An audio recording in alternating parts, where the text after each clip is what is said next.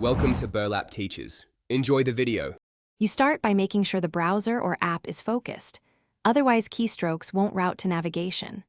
Once the window is active, identify your platform because the key combo differs. On Windows and Linux, use Alt plus the left arrow, while on a Mac, you use Command plus bracket left. Make sure no text input or modal has focus. If it does, click the page body or press ESC to release focus so the navigation shortcut will register. Now perform the action.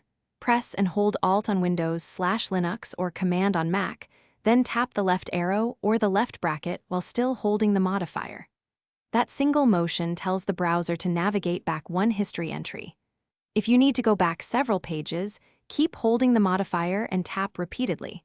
This avoids accidental focus changes and is faster than reopening menus. Release the keys when you land on your desired page. To finish, confirm the page changed as expected.